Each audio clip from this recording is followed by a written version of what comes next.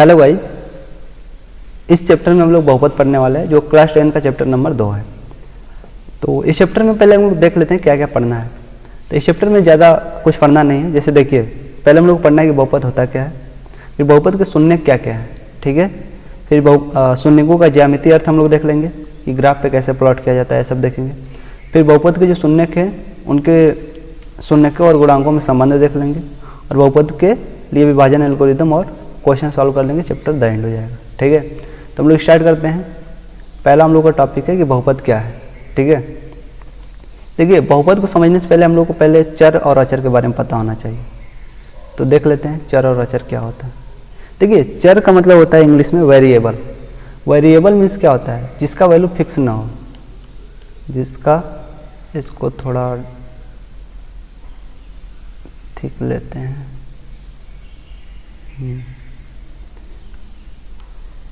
तो वेरिएबल का मतलब क्या होता है, जिसका वैल्यू फिक्स ना हो। तो यहाँ पे लिखेंगे जिसका वैल्यू फिक्स, मतलब कोई फिक्स नहीं होना चाहिए, जिसे बदलता रहना चाहिए, जिसका वैल्यू फिक्स नहीं हो। जैसे देखिए, मान लीजिए वेरिएबल का मतलब क्या होता है कि जो आप लोग क्लास 6 से समथिंग अराउंड, हाँ 6 से स्टार्ट हो जाता है, 6, 7, 8 हम लोग पढ़ते आते हैं कि मैथ में हम लोग का एक्स, वाई ये सब आना स्टार्ट हो जाता है, ठीक है। तो जब एक्स, वाई, पी, क्यू ये सब जब आना स्टार्ट हो जाता है तो इसे हम लोग क्या बोलते हैं, बहुपद बोलते हैं। इसको हम लोग क्या बोलते हैं, चर बोलते हैं। तो इनका वैल्यू कोई फिक्स नहीं होता है। जैसे आप एक्स है, एक्स की जगह कुछ भी रख सकते हैं, 1, 2, 3 एनीथिंग, कुछ भी, इसका वैल्यू फिक्स नहीं होता है। वाई की जगह कुछ भी रख सकते हैं, पी हो सकता है। मतलब जो हम लोग ABCD पढ़े हैं ना, उसमें जो भी आता है वो चर कहलाता है, ठीक है। सिंपल से समझिए। अचर का मतलब होता है जो फिक्स होता है। अचर का मतलब होता है कि कोई संख्या आएगा, जैसे 5 आ गया, 6 आ गया, 8 आ गया, तो ये सब तो फिक्स है ना। ऐसा थोड़ी कि 5 का वैल्यू कुछ और हो जाएगा, 5 मतलब 5 ही होगा। तो ऐसे वैल्यू, मतलब जिसका वैल्यू कोई फिक्स नहीं होता है उसे हम लोग चर बोलते हैं, और जिसका वैल्यू फिक्स होता है उसे हम लोग क्या बोलते हैं, अचर बोलते हैं। अब बीजीय व्यंजक क्या होता है, तो देखिए, जब हम लोग दोनों को मिलाकर लिखते हैं, जब अचर और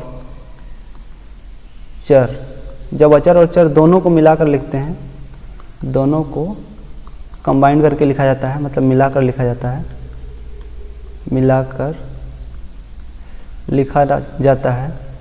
देखिए, जब दोनों को मिलाकर लिखा जाता है तो कुछ हम लोग क्या मिलता है, कुछ एक व्यंजक टाइप का मिलता है, उसी को हम लोग क्या बोलते हैं, बीजीय व्यंजक बोलते हैं। लिखा जाता है तो इसे हम लोग क्या बोलते हैं, बीजीय व्यंजक बोलते हैं। जैसे देखिए, इन दोनों को मिलाने का मतलब है कि इन दोनों का मल्टीप्लाई कर दो, ऐड कर दो, डिवीजन कर दो, कुछ भी करो, जोड़ो, घटाओ, गुणा, भाग करो, कुछ भी करो, बस दोनों में दोनों चीज़ होना चाहिए, मतलब चर भी होना चाहिए और अचर भी होना चाहिए। जैसे एग्जाम्पल में हम लोग देख सकते हैं, इसको हम लोग क्या लिख सकते हैं, मान लीजिए 5 का x से गुणा कर दिए, 6 का y से गुणा कर दिए, और बराबर में कुछ लिख दिए, 7, 8 कुछ भी। तो इसमें देखिए, ये चर है, ये अचर है, ये चर है, ये अचर है, ये अचर है। तो ये दोनों देखिए, दोनों में क्या आ रहा है, चर भी आ रहा है, अचर भी आ रहा है। तो इसे हम लोग क्या बोलेंगे, एक इसका एग्जाम्पल है, एक बीजीय व्यंजक है, ठीक है। तो इसको हम लोग क्या बोल सकते हैं, ये एक बीजीय व्यंजक है। तो सिंपल सा बात है, बीजीय व्यंजक क्या होता है, जबकि चर और अचर दोनों को मिलाकर साथ में लिखा जाता है, उससे हम लोग क्या बोलते हैं, बीजीय व्यंजक बोलते हैं। हम लोग बहुपद समझते हैं, बहुपद क्या होता है। तो बहुपद को समझने से पहले हम लोग को चर पता होना चाहिए, अचर पता होना चाहिए और बीजीय व्यंजक पता होना चाहिए। ये पता हो गया तब हम लोग चलते हैं क्या, कि बहुपद क्या होता है। देखिए, बहुपद क्या होता है, अगर आपको ये समझ में आ गया तो बहुपद समझ जाएंगे। बहुपद देखिए, बहुपद एक प्रकार का बीजीय व्यंजक होता है। इसको हम लोग क्या लिखते हैं, एक प्रकार का क्या होता है, बीजीय व्यंजक होता है, बीजीय व्यंजक होता है। इसका मतलब क्या है, हम लोग लिखें कि बहुपद एक प्रकार क्या आता है, बीजीय व्यंजक होता है। बीजीय व्यंजक मतलब ये 5x + 6y या फिर कुछ भी आ जाए, ये सब क्या होते हैं, बहुपद होते हैं। लेकिन इसके लिए एक कंडीशन होता है। कंडीशन क्या होता है कि जो बीजीय व्यंजक का घात होना चाहिए, बीजीय व्यंजक का घात, बीजीय व्यंजक का घात एक पूर्ण संख्या होनी चाहिए, पूर्ण संख्या होनी चाहिए, समझ लें। तो बहुपद कुछ नहीं, बहुपद अगर आप बीजी व्यंजक समझ गए हैं तो वही बीजी व्यंजक ही बहुपद कहलाता है। लेकिन उसके लिए सिचुएशन क्या है कि जो बीजी व्यंजक का घात होना चाहिए एक पूर्ण संख्या होनी चाहिए। घात का मतलब क्या है, जैसे एग्जांपल हम लोग लेते हैं, मान लीजिए यहाँ पे है 3x + 2y + 6 = 0, ऐसे कुछ है, ठीक है। तो इसका देखिए अगर हम लोग x का घात पूछें, x का घात, तो घात का मतलब होता है कि इसके ऊपर, x के ऊपर कुछ भी नहीं है, जहाँ कुछ भी नहीं होता उसका मतलब होता है कि 1 है, ठीक है। तो x का घात कितना हो जाएगा 1, y का घात कितना हो जाएगा, y का घात, इसका घात भी कितना हो जाएगा 1, क्योंकि इसके घात पे कुछ नहीं है। तो घात 1 क्या है, एक पूर्ण संख्या है। पूर्ण संख्या आप लोगों को पता है क्योंकि पहले चैप्टर में हम लोग पढ़ चुके हैं। पूर्ण संख्या क्या होती है, पूर्ण संख्या क्या होती है, हाँ, पूर्ण संख्या होती है जो 0 से स्टार्ट होती है और उसके बाद प्राकृतिक संख्या 1 2, मतलब 0 से स्टार्ट होकर जो पॉजिटिव में जाती है उसे हम लोग क्या बोलते हैं, पूर्ण संख्या।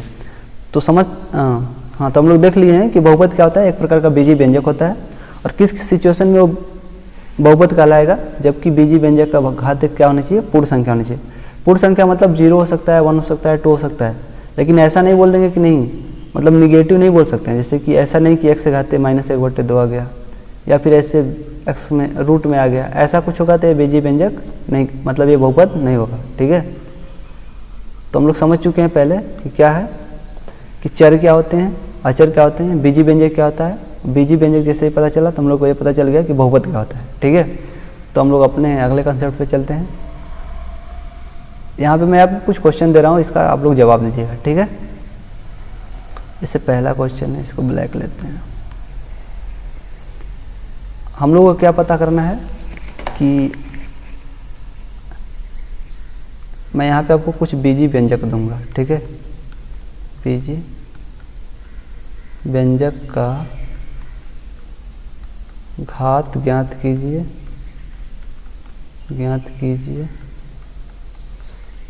और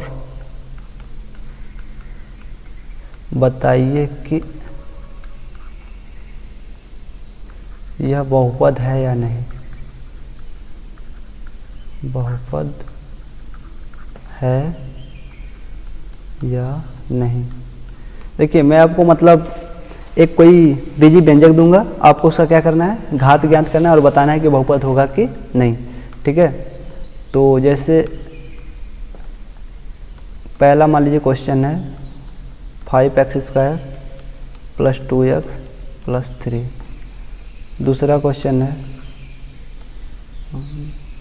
3x² + 4x³ 9x + 3।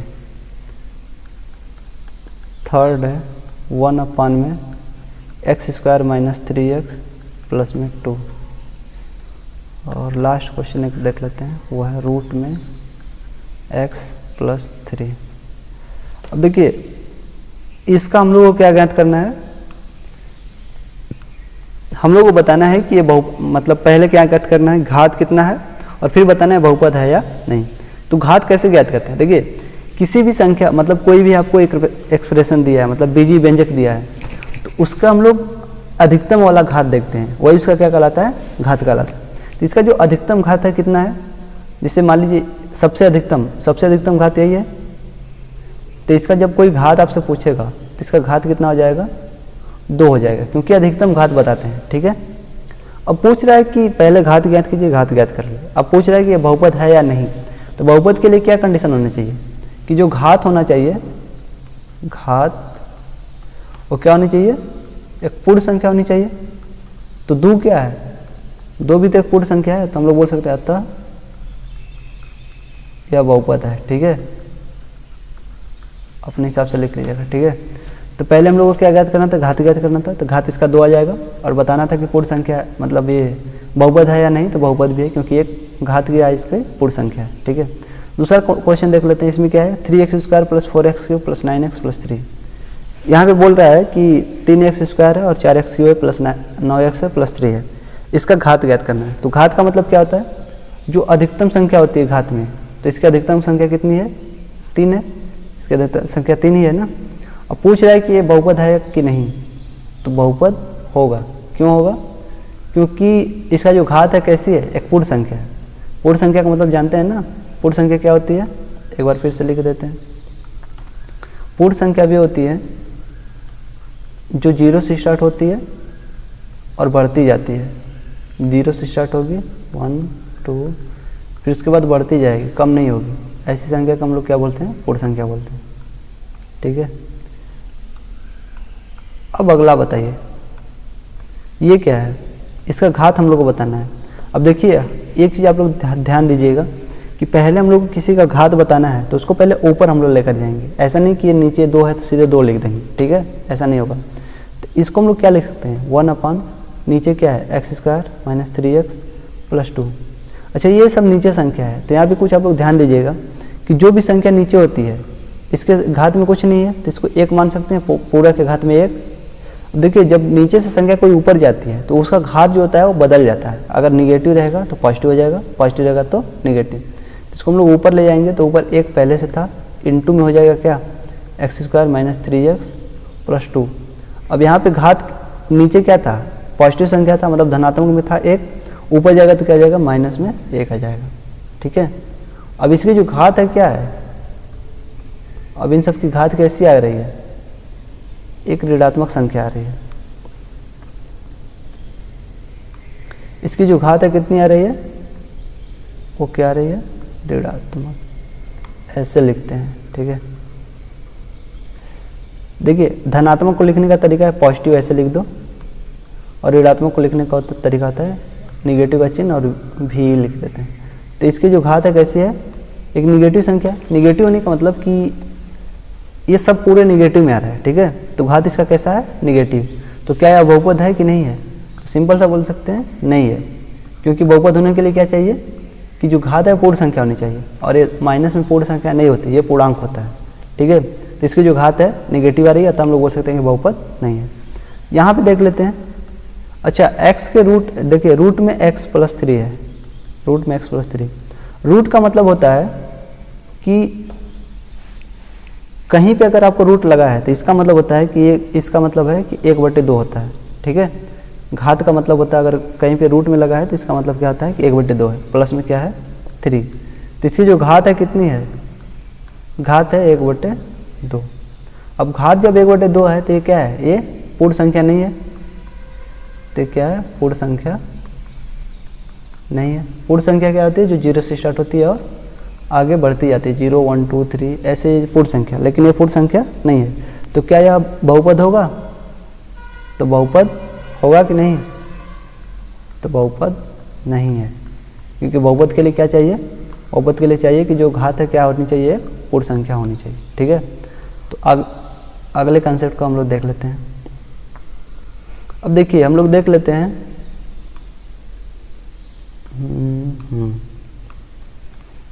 अब हम लोग आता है बहुपद के प्रकार। ठीक है, बहुपद के प्रकार, टाइप्स ऑफ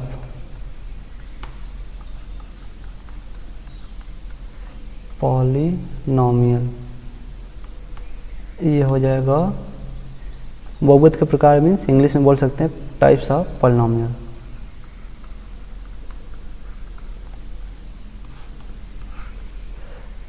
अच्छा, इसको समझने से पहले आपको क्या, इसको समझने से पहले आपका जो घात का कंसेप्ट है वो क्लियर होना चाहिए। घात का कंसेप्ट क्या बोलता है कि अगर मान लीजिए आपको ये कोई, अच्छा इसका अगर मान लीजिए आपको एग्जांपल दिया तो इसका घात कितना हो जाएगा, इसका घात 1 हो जाएगा, क्योंकि इसका अधिकतम जो घात है कितना है, 1 है, तो इसका घात 1 हो जाएगा। मान लीजिए x³ + 3x + 2 प्लस में, हाँ इतना ही मान लीजिए है, तो इसका जो घात है कितना हो जाएगा, ये नहीं रहेगा,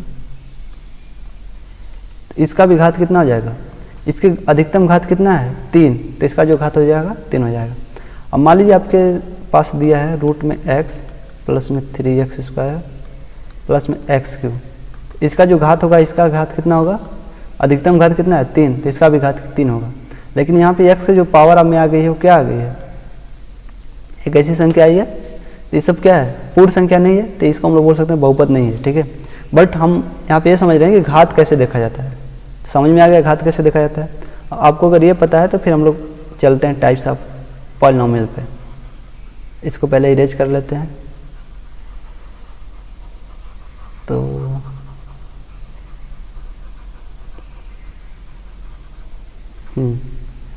देखिए ये 3 टाइप का होता है, जो पॉलिनोमियल है कितने टाइप का होता है, 3 टाइप का होता है। पहला जो आता है, कैसे लिखा रहा है भाई, जो पहला होता है उसे हम लोग क्या बोलते हैं, उसे बोलते हैं रैखिक बहुपद, ठीक है, रैखिक बहुपद। इसको बोला जाता है लीनियर पॉलिनोमियल।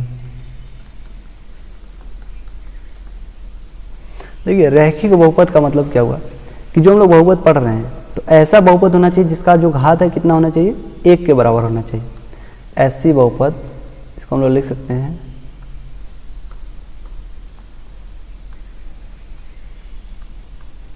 ऐसा बहुपद, ऐसा बहुपद जिसका घात कितना होना चाहिए, जिसका घात 1 होना चाहिए। तो ऐसा बहुपद जिसका घात अगर 1 के बराबर तो उसको हम क्या बोलते हैं, रैखिक बहुपद। जैसे एग्जांपल देख लेते हैं, अगर मान लीजिए आपके पास है x प्लस में 2, तो इसका जो घात अधिकतम कितना है, 1 के बराबर है, तो क्या है, रैखिक बहुपद है। मान लीजिए हम लोग अगर y में कोई बहुपद ले रहे हैं, जैसे कि हो गया y प्लस में 3, ऐसा कुछ आ जाएगा, तो इसका भी घात कितना अधिकतम 1 है, तो ये भी क्या है, रैखिक बहुपद है। तो ऐसे बहुपद जिनके अधिकतम घात कितने होने चाहिए, 1 के बराबर होना चाहिए, उसे क्या बोलते हैं, रैखिक बहुपद। और सेकेंड जो आता है अपना, सेकेंड जो आता है द्विघात बहुपद, द्विघात बहुपद, इसको बोल सकते हैं बाई पॉलिनोमियल, ठीक है। तो अब देखिए इसके नाम से पता चल रहा है, यहाँ पे क्या है, रैखिक मतलब है, रैखिक का मतलब होता है कि जो सीधा होना चाहिए, सीधा मतलब जिसकी घात 1 के बराबर हो। द्विघात मतलब जिसकी घात कितनी के बराबर होनी चाहिए, 2 के बराबर होनी चाहिए। तो इसको हम लोग बोल सकते हैं ऐसा बहुपद,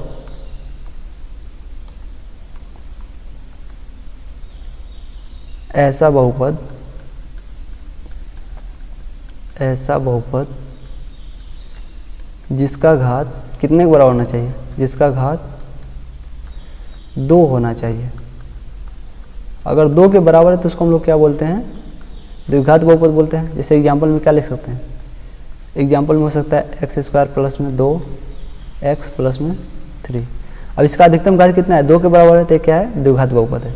मान लीजिए यही चीज़ हम लोग t में लिख रहे हैं, तो t² प्लस में 9x प्लस में 5, ये भी क्या है, एक द्विघात बहुपद है। मान लीजिए आपको u² प्लस में √2x प्लस में 5, ये भी क्या है, द्विघात बहुपद है, ठीक है। अब तीसरा आता है हम लोग का त्रिघात बहुपद। तीसरा क्या है, त्रिघात बहुपद, इसको बोल सकते हैं ट्राई पॉलिनोमियल, इसको बोलेंगे बाई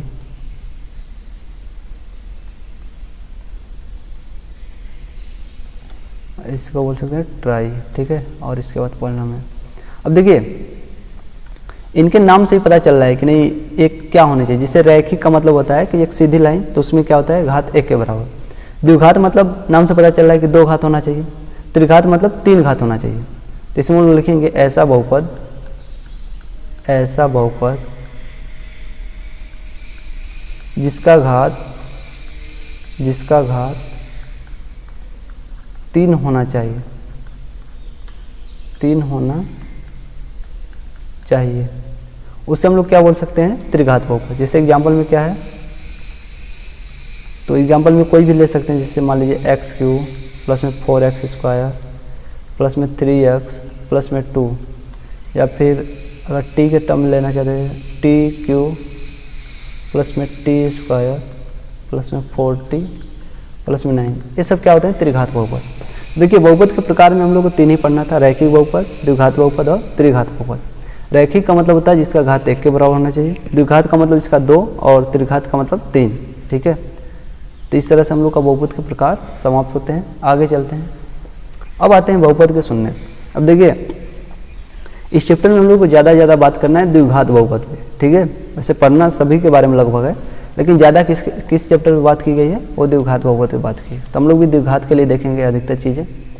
अच्छा, अब अगला कंसेप्ट है बहुपद के शून्यक। हम लोग क्या ज्ञात करना है? बहुपद के शून्यक ये क्या होते हैं? ठीक है, तो देखिए इसको समझने से पहले हम लोग बहुपद का मान देखते हैं कि बहुपद का मान क्या होता है। बहुपद को दिखाने का तरीका ऐसे होता है कि जैसे मान लीजिए यहाँ पे p है, p ऑफ x, इसका मतलब कि पॉलिनोमियल किसी x के टर्म में है। यहाँ पे x है तो x के टर्म में, y है तो y के टर्म में, ऐसे कुछ रहेगा। ठीक है, इसको दिखाने का तरीका होता है कि मान लीजिए आपके पास 3x² है प्लस 2x प्लस में 5 है। ठीक है, अब मान लीजिए मैं आपसे पूछता हूँ कि अगर x का वैल्यू हम लोग 1 लेते हैं तो इस पॉलिनोमियल का वैल्यू कितना आएगा, मतलब इस बहुपद का वैल्यू कितना आ जाएगा? तो p x से जहाँ 1 रखेंगे तो यहाँ पे 1 हो जाएगा, जहाँ 1 है वहाँ पे 1 रखे थे, 3 × 1 का स्क्वायर प्लस 2 × 1 प्लस में 5। अब ये गुणा करेंगे, एक का कितनी भी बार गुणा करिए एक ही आएगा, तो 3 और 3 से 1 का गुणा करेंगे तो 3 हो जाएगा। ठीक है, 2 का 1 में गुणा करेंगे 2 आएगा प्लस में 5। अभी कितना आया? 5 × 2 10, 5 × 2 7, 3 10। तो p ऑफ 1 कितना आया है? 10 आया है, 10 आया है। अच्छा, ये p ऑफ 1 का मतलब क्या होगा? p ऑफ 1 का मतलब 10 आया है, इसका मतलब है कि कोई अगर बहुपद है उसमें x का वैल्यू 1 लेते हैं तो उसका मान कितना आता है? 10 आता है। तो यही क्या है? बहुपद का मान है। अगर आपको कोई बहुपद दिया है और उसका मान पूछता है तो आप पहले ये पता करिए कि किस वैल्यू मान पूछ रहा है, वैल्यू रख दीजिए, आंसर आ जाएगा। तो ये क्या आ गया? बहुपद का मान आ गया। ठीक है, बहुपद का मान कितना आ गया? 10 के बराबर आ गया। अब देखिए हम लोग को जानना है कि बहुपद का शून्यक क्या होता है। तो यहाँ पे बहुपद का मान कितना आया है? 10 आया है। तो बहुपद का शून्यक वो होता है, देखिए शून्यक से पता चल रहा है कि बहुपद का वह वैल्यू, मतलब कोई अगर हम लोग बहुपद ले रहे हैं उसमें कोई x का ऐसा वैल्यू डालें जिस पर उस बहुपद का वैल्यू मान कितना हो जाए? 0 हो जाए। तो x का वह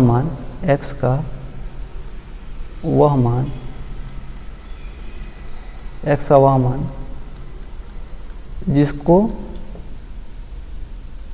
पुट करने पर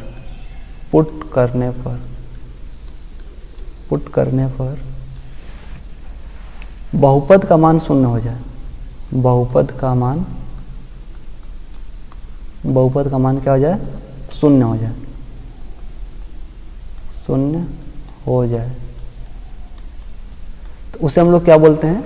उसे बोलते हैं बहुपद के शून्य। ठीक है, सिंपल सा मतलब है कि x का वह वैल्यू जिसको रखने पर, कोई भी बहुपद है उसमें x का कुछ वैल्यू रखने पर अगर वो वैल्यू उसका पूरा मान 0 आ रहा है तो उसे हम लोग क्या बोलते हैं? ये बहुपद का शून्यक है। अब जैसे एग्जांपल देखते हैं, एग्जांपल मान लीजिए आपके पास कोई बहुपद है, क्या है? मान लीजिए आपके पास है 3x और माइनस में 6 है, और आपसे कोई बोलता है कि x का वैल्यू आप 2 रखिए। ठीक है, और बताइए कि इसका मान कितना आएगा। तो x से यहाँ 2 रखेंगे तो p और x से यहाँ 2 हो जाएगा, और 3 × x से यहाँ 2 रखेंगे माइनस में क्या आ जाएगा? 6। ठीक है, तो इसका मतलब p ऑफ 2 कितना आ जाएगा? ये 3 का गुणा 2 में करेंगे, 3 दूना 6 माइनस में 6, 6 में 6 घटाएंगे कितना आ जाएगा? 0। तो p का वैल्यू जब x का वैल्यू जब 2 रखें तो वैल्यू कितना आ गया है? टोटल मान कितना आया है? 0। ठीक है, तो इसका मतलब कि हम लोग अभी यही पढ़े हैं कि x का वह मान जिसको रखने पर बहुपद का मान 0 हो जाए। तो x का मान जब हम लोग 2 रखे हैं तो बहुपद का मान कितना आ गया? 0 आ गया।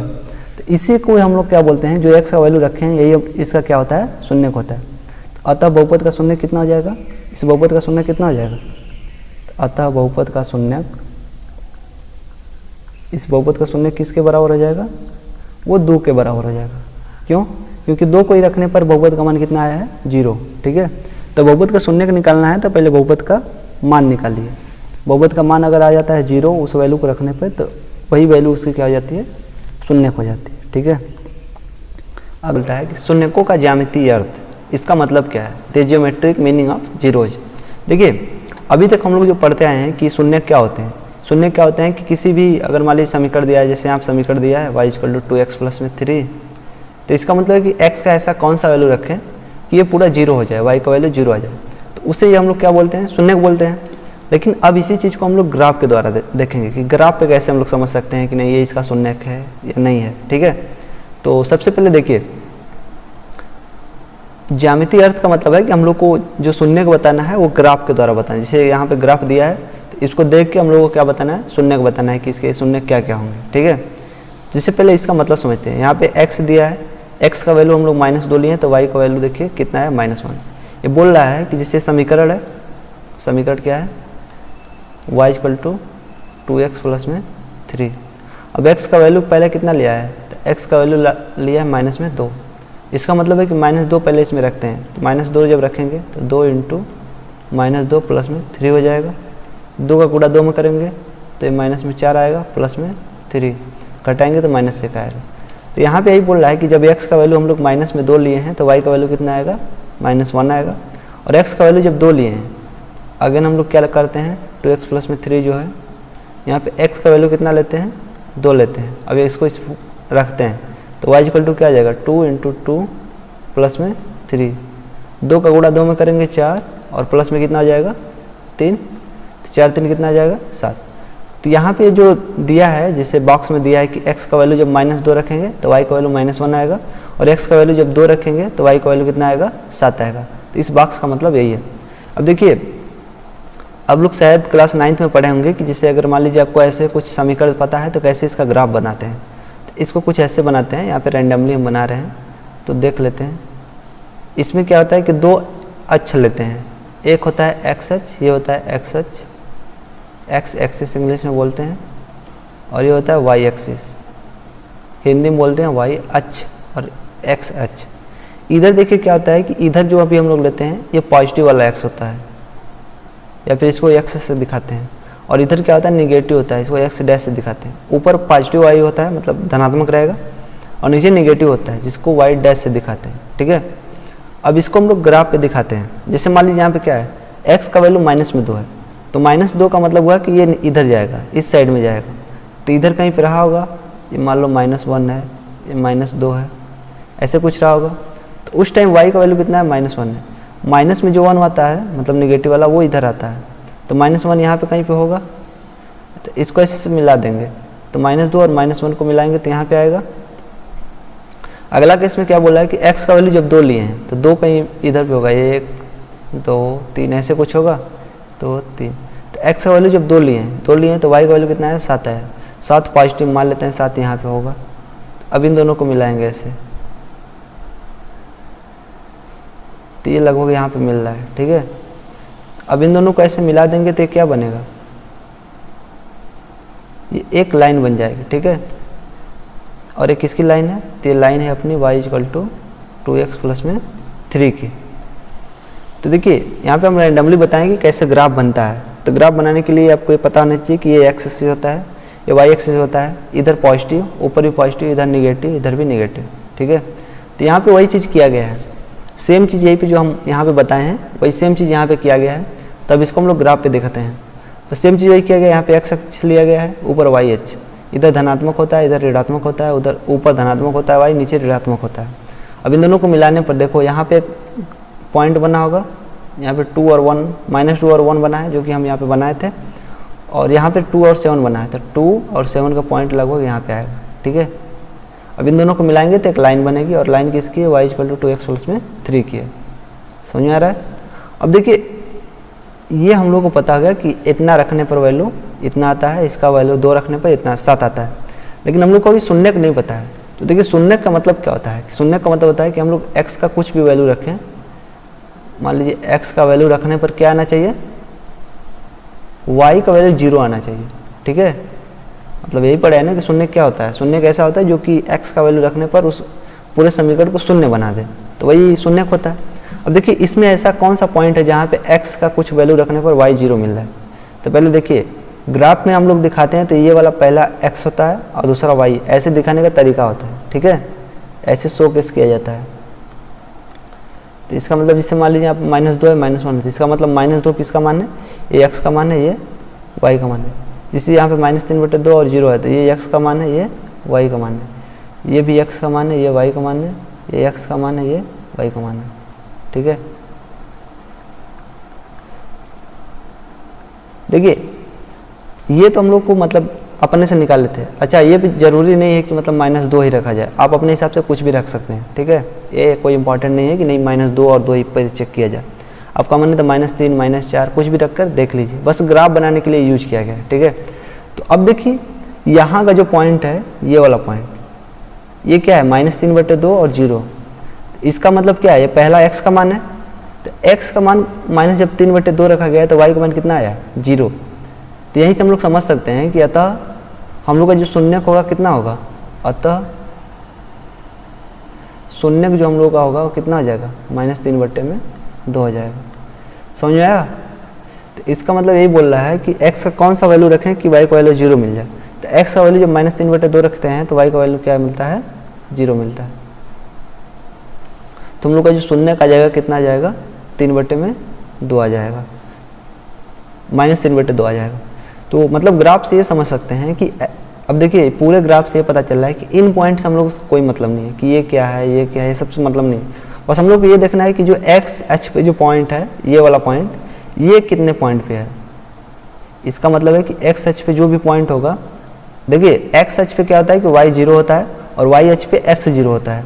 तो हम लोग को बस देखना क्या है कि एक्स एच पे कौन सा पॉइंट है। एक्स एच पे केवल यही पॉइंट है, तो इसका मतलब इसका शून्य जो होगा -3/2 होगा।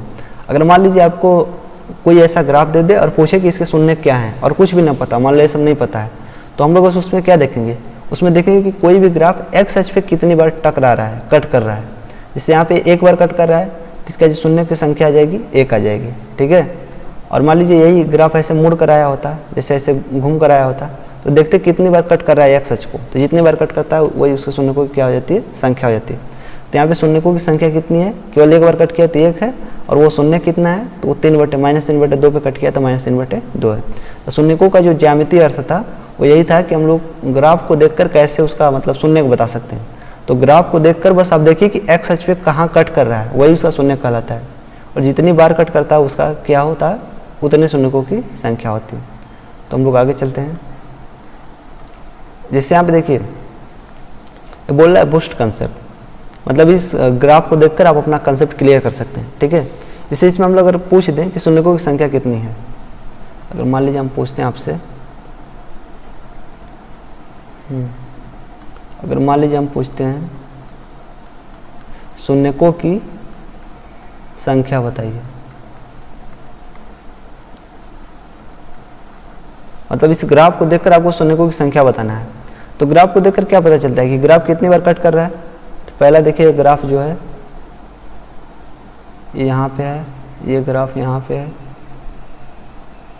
बस हम लोग को देखना क्या है कि एक्स एच पे कितनी बार कट कर रहा है। तो यहाँ पे एक्स एच पे कितनी बार कट कर रहा है, तो ये जो ग्राफ है फर्स्ट वाला देखते हैं, तो ये 2 बार कट कर रहा है। तो यहाँ पे लिख सकते हैं ग्राफ एक्स एच पर ए और मतलब 2 बार कट कर रहा है, और कहाँ कहाँ कट कर रहा है, एक तो ए पर कट कर रहा है और ए डैश बिंदु पर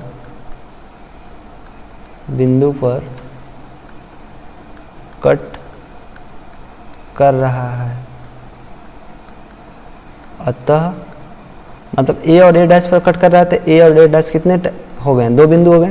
तो अतः जो शून्यकों की संख्या हो जाएगी कितनी हो जाएगी, अतः शून्यकों की संख्या कितनी होगी, शून्यकों की संख्या कितनी हो जाएगी, 2 हो जाएगी, क्योंकि 2 बार कट कर रहा है।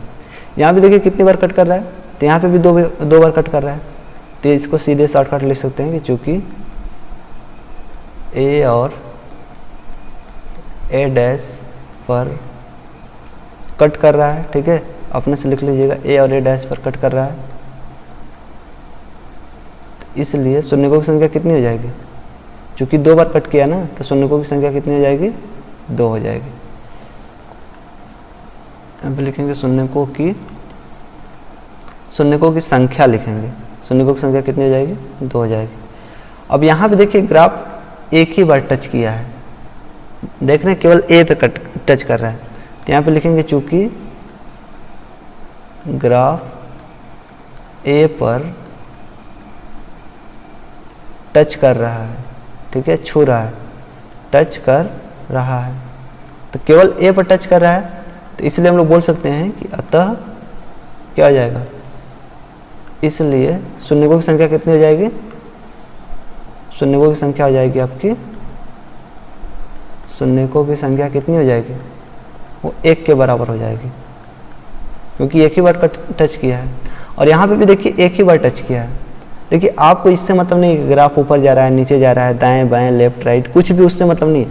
बस आप देखिए कि एक्स एच पे कितनी बार कट कर रहा है, क्योंकि एक्स एच पे जितनी बार कट करेगा, मान लीजिए एक्स एच पर एक्स एच पर क्या होता है ना, एक्स एच पर y बराबर 0 आता है। इसका मतलब है कि x का अगर कुछ वैल्यू लेते हैं तो y उस टाइम 0 आता है। तो हम लोग को यही तो चेक करना है शून्यकों की संख्या होती क्या है, मतलब शून्य होते क्या है, कि ऐसा वैल्यू लें कि y का वैल्यू 0 आ जाए। तो जितनी बार x एच पे कट करेगा उतनी बार y 0 होगा, और जितनी बार y 0 होगा उतनी क्या होगी, शून्यकों की संख्या होगी। जैसे यहाँ पे 2 बार y 0 रहा होगा, इसलिए शून्यकों की संख्या 2 हो जाएगी। यहाँ पे भी 2 बार y 0 रहा होगा, तो इस बार यहाँ पे भी शून्यकों की संख्या 2 हो जाएगी।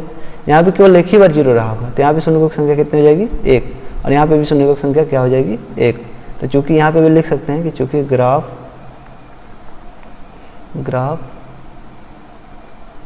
ए पर टच कर रहा है, ठीक है, टच कर रहा है, केवल ग्राफ ए पर टच कर रहा है, अतः इसलिए शून्यकों की संख्या कितनी हो जाएगी, तो शून्यकों की जो संख्या होगी, शून्यकों की संख्या वो कितनी हो जाएगी, 1 हो जाएगी, ठीक है। तो एक ग्राफ बहुत इजी होता है, अगर ऐसा क्वेश्चन आपके पेपर में आता है तो आप बहुत ही इजीली तरीके से बना सकते हैं। और चूंकि ऐसे क्वेश्चन आते रहते हैं, ठीक है, ग्राफ के क्वेश्चन ज़्यादा आते हैं, तो आप इसको देख सकते हैं। तो आगे चला जाए, आगे देखिए फिर एक क्वेश्चन है आपके लिए, एनसीईआरटी क्वेश्चन है। इसमें क्या बोल रहा है कि नीचे दी गई आकृति 2.9, ये जो आकृति है यही अपनी आकृति क्या है,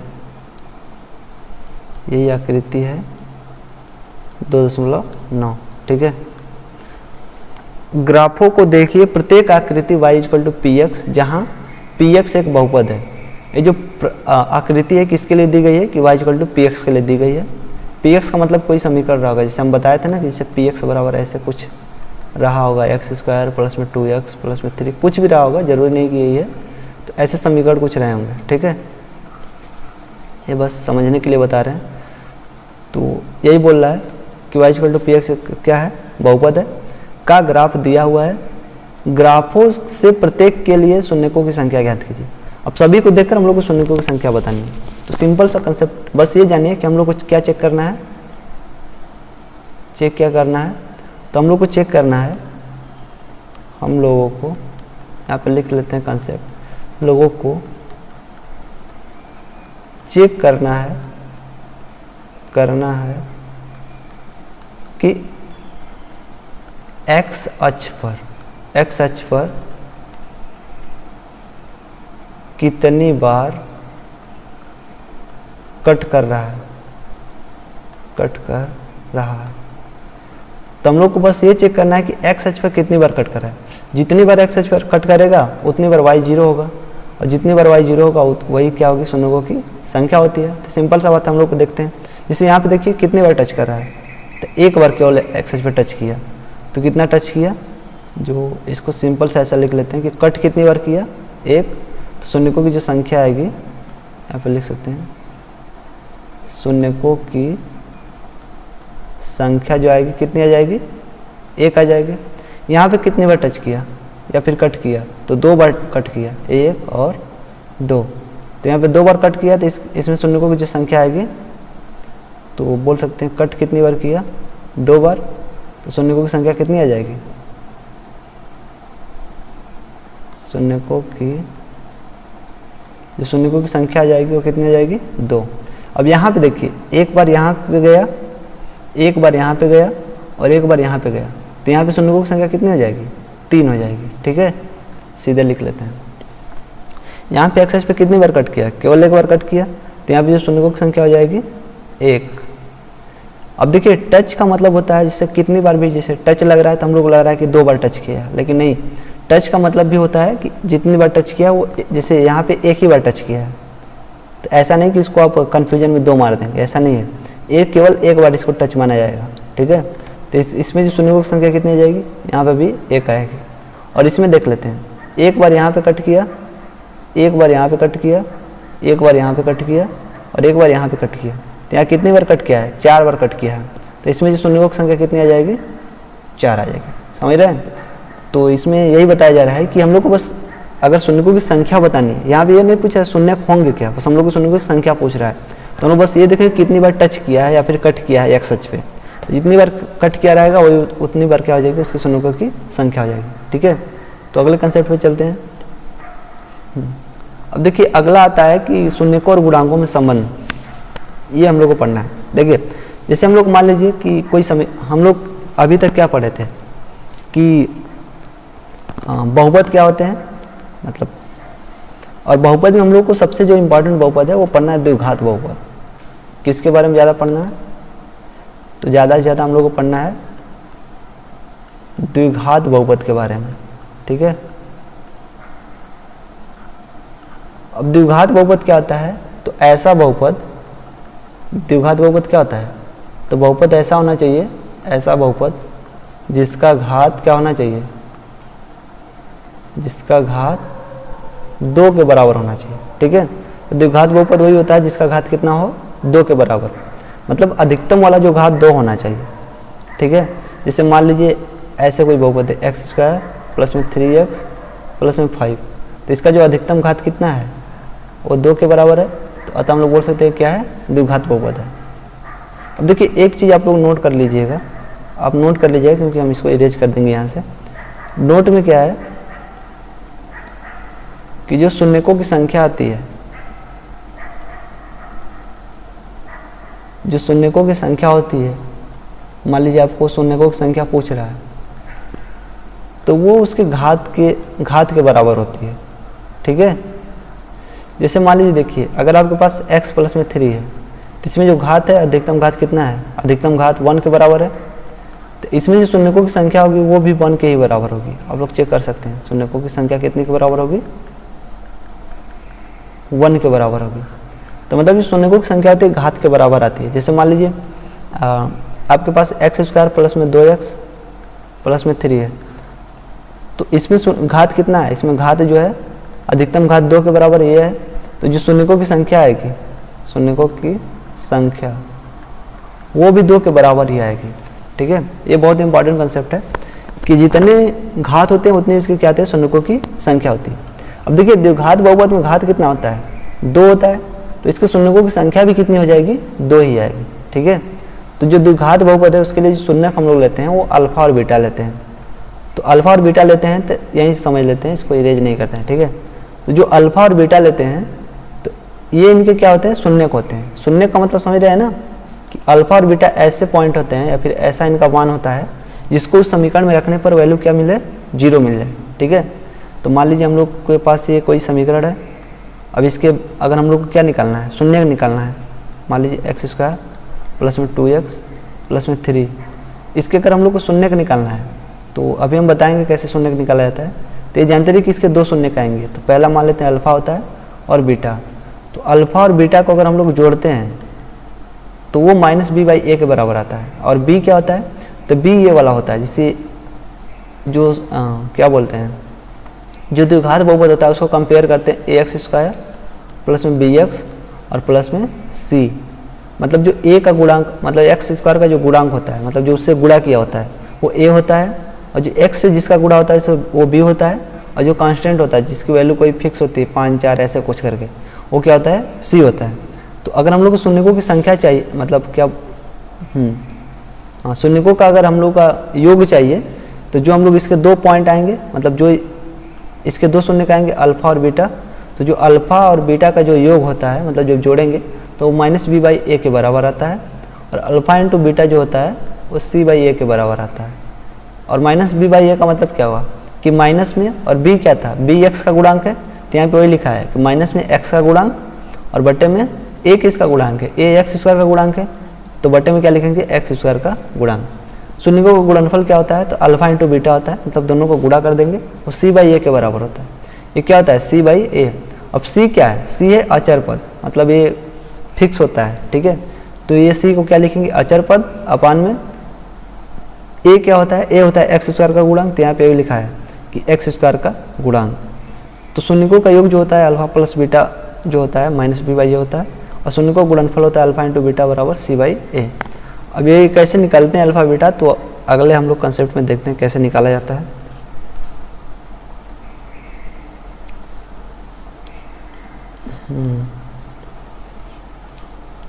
तो वो यहाँ पे ये पेज क्यों ब्लैंक है,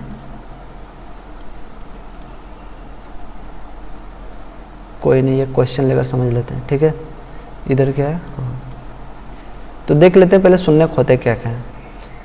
जैसे देखिए मान लीजिए आपके पास कोई समीकरण दिया है, अगर मान लीजिए ऐसा समीकरण दिया एक्स स्क्वायर प्लस में 4x प्लस में 3, और इसमें हम लोग क्या बताना है, क्या ज्ञात करना है, शून्यक, ठीक है। तो इसमें हम लोग को शून्यक ज्ञात करना है। तो शून्यक का मतलब क्या हुआ कि ऐसा वैल्यू ज्ञात करना है जिसको रखने पे क्या हो जाए, 0 हो जाए पूरा समीकरण, ठीक है। अब ये जानते रहिए कि यहाँ पे घात कितना है, अधिकतम घात कितना है, अधिकतम घात है 2। तो इसमें जो शून्यक कितने आएंगे, शून्यक जो आएंगे वो 2 के ही बराबर आएंगे। ये हमेशा याद रखिए, जितने घात उतने शून्यक, ठीक है। अब इसको हम लोग कंपेयर करेंगे, तो हम लोग लिखेंगे एक्स स्क्वायर प्लस में 4x प्लस में 3 का ax स्क्वायर प्लस में bx प्लस में c से तुलना करने पर, ठीक है, तुलना करने पर तुलना करेंगे तो देखिए यहाँ पे एक्स स्क्वायर था, यहाँ पे एक्स स्क्वायर है। अब यहाँ पे देखिए एक्स स्क्वायर का गुणांक कितना है, a है, और यहाँ पे एक्स स्क्वायर का गुणांक कितना है, कुछ नहीं, मतलब 1 हर जगह होता है। तो a का वैल्यू कितना आ जाएगा, 1 आ जाएगा। यहाँ पे जो b x का गुणांक है b है, और यहाँ पे x का गुणांक कितना है, 4 है। तो इसको b इक्वल टू क्या ले लेंगे, 4 ले लेंगे। और यहाँ पे c का तो c ले लेंगे, और c बराबर कितना है, 3। तो यानी कि a का वैल्यू 1 आ गया, b का वैल्यू 4 और c का वैल्यू कितना आ गया, 3। अब हम लोग इसका निकालते हैं, क्या निकालना है, हम लोग को निकालना है कि इसके जो शून्य का आएंगे कौन कौन होंगे। तो देखते हैं एक्स स्क्वायर प्लस में 4x प्लस में 3। जब शून्य का निकालना हो तो पहले इसको हम लोग 0 के बराबर लेते हैं, ठीक है। 0 क्यों लिए हैं, क्योंकि हम लोग को 0 के बराबर ही लेना है, वही तो शून्य कल आएगा ना। तो देखिए पहला हम लोग का काम होता है, इसमें स्टेप वाइज चलते हैं। पहले क्या होता है कि जो पहला इसका है एक्स स्क्वायर का गुणांक है, उसको लास्ट वाले से मल्टीप्लाई करते हैं, मतलब गुणा करते हैं, इस वाले से मल्टीप्लाई करते हैं, ठीक है। तो मल्टीप्लाई करने पर कितना आ जाएगा, 3x स्क्वायर, और जो बीच में है 4x है। तो अब हम लोग को ऐसे अपने से वैल्यू लेना है जिसको गुणा करने पर 3x स्क्वायर आ जाए, मतलब 3 आए, और जोड़ने या घटाने पर कितना आ जाए, 4 आ जाए। तो जिससे इसका कहने का मतलब है कि एक्स स्क्वायर, यहाँ पे एक्स स्क्वायर को रहने दो, और प्लस में अब हम लोग को ऐसा लेना है कि गुणा करने पर 3 आ जाए और जोड़ने घटाने पर 4 आ जाए। तो 3 और 3 का गुणा 1 में करेंगे तो 3 1 कम 3 आएगा, और 3 और 1 जोड़ेंगे तो कितना आ जाएगा, 4 आ जाएगा। तो यहाँ पे हम लोग ऐसा लिख सकते हैं 3x प्लस में x 1x और प्लस में 3। अब देखिए इसका मतलब है कि इस 4 को हम लोग ऐसे लिख सकते हैं 3x प्लस में 1x, है ना। तो 3 का गुणा 1 में करेंगे तो 3 आ जाएगा, 3x स्क्वायर, और 3 और 1 जोड़ेंगे तो 4x हो जाएगा, ठीक है। इसके बाद देखिए पहला काम क्या किए कि पहले और तीसरे वाले को, मतलब लास्ट वाले को गुणा किया गया है। दूसरा काम क्या है कि अब ऐसे हम लोग को लेना है संख्या कि पहले गुणा करने पर लास्ट वाले के बराबर आ जाए, मतलब इस वाले के, और जोड़ने या घटाने पर बीच वाले के बराबर है। तो ये हम लोग अपने हिसाब से ऐसे तोड़ लेंगे, यहाँ पे थोड़ा सा दिमाग लगाना पड़ेगा, ठीक है। अब दोनों में देखेंगे कि कॉमन क्या है। कॉमन का मतलब होता है इसको अलग अलग लेंगे, 2 ठो इसको 2 इसको। कॉमन का मतलब है कि देखेंगे दोनों में सेम क्या है। तो दोनों में यहाँ पे सेम क्या है, एक्स सेम है, तो एक्स को ले लेंगे। यहाँ पे देखिए कॉमन होने का मतलब है कि उसको भागा दिया जाता है, इसे एक्स स्क्वायर को एक्स से भागा देंगे, पहले यही है ना। तो एक एक्स से एक्स कटेगा, केवल क्या बचेगा, एक्स बचेगा। तो यहाँ कितना आ जाएगा, एक्स, और प्लस में यहाँ पे 3x है, इसको भी x से भागा देंगे तो x से x कटेगा, कितना आ जाएगा, 3। तो इन दोनों में जब x कॉमन लिए हैं तो x प्लस 3 बचा है, ठीक है। इसमें देखिए कुछ सेम नहीं है, तो जहाँ कुछ नहीं सेम होता वहाँ एक तो हर जगह सेम होता है। तो एक से किसी में भागा देंगे तो सेम वही आ जाएगा, तो x प्लस में 3 आ जाएगा, ठीक है। इसको 0 के बराबर लेते हैं। अब फिर देखेंगे दोनों में सेम क्या है। तो अब x+3 यहाँ पे भी है, x+3 यहाँ पे भी है, तो फिर इसको कॉमन ले लेंगे, इसको कॉमन लेंगे तो इनको भागा देंगे तो यहाँ से क्या बचेगा, केवल x बचेगा और यहाँ से क्या बचेगा, 1 बचेगा, इसको 0 के बराबर लेते हैं। ठीक है,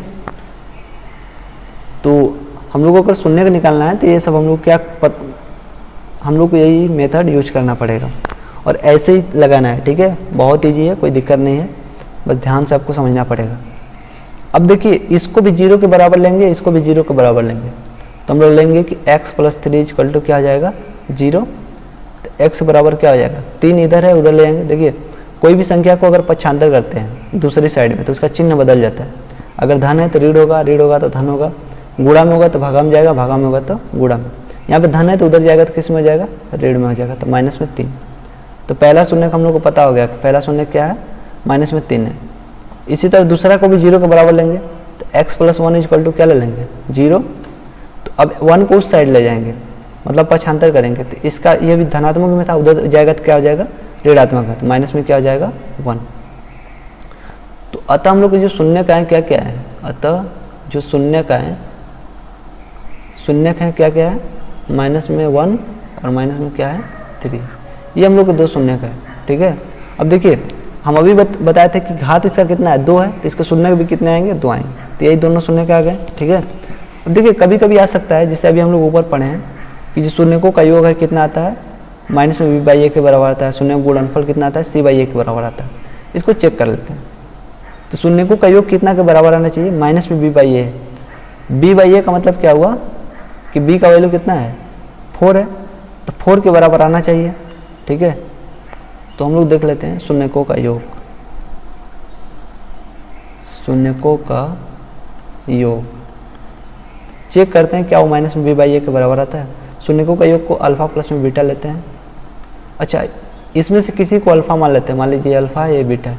अब किसी को भी अल्फा बीटा मान सकते हैं, कोई ज़रूरी नहीं कि पहला वाला ही अल्फा हो, बट समझने के लिए हम मान लिए। तो अल्फा का वैल्यू कितना है, -1 है, प्लस में बीटा का वैल्यू कितना है, वो माइनस में कितना आ जाएगा, 3, तो टोटल कितना आ जाएगा, -4।